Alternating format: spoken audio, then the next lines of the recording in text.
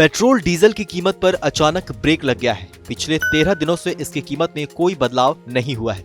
Petrol की कीमतों में ऐतिहासिक उछाल के बीच पेट्रोल डीजल को अब जीएसटी के दायरे में लाने पर विचार किया जा रहा है।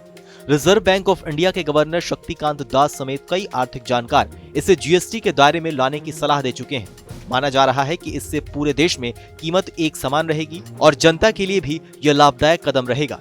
एक खबर के मुताबिक नागरिक उड्डयन मंत्रालय जेट फ्यूल को भी जीएसटी के दायरे में लाने की दिशा में काम कर रहा है।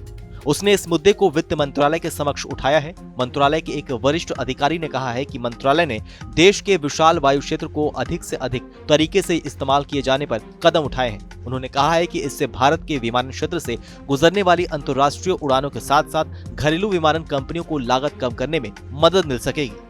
विमान कंपनियों के परिचालन में 45 से 55% तक लागत एविएशन टरबाइन फ्यूल यानी विमान ईंधन की होती है।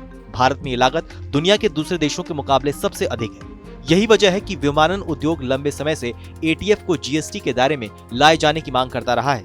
एक अधिकारी ने इस संबंध में कहा है कि हम इस दिशा में काम कर रहे हैं और मामले को वित्त मंत्रालय के समक्ष उठाया गया है। इस प्रस्ताव को जीएसटी काउंसिल के सामने भी रखा जाएगा।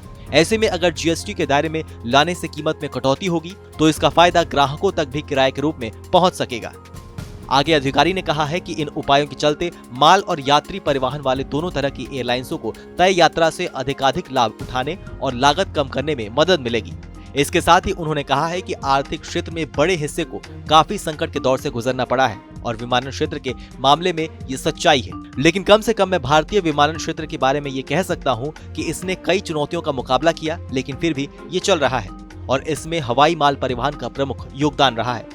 जानकारी के मुताबिक फरवरी में पेट्रोलियम उत्पादों की कुल खपत 4.9% घटकर 1.72 करोड़ टन रह गई है। देश में सबसे ज्यादा उपयोग होने वाले ईंधन डीजल की मांग फरवरी में 8.5% घटकर 65.5 लाख टन रह गई है।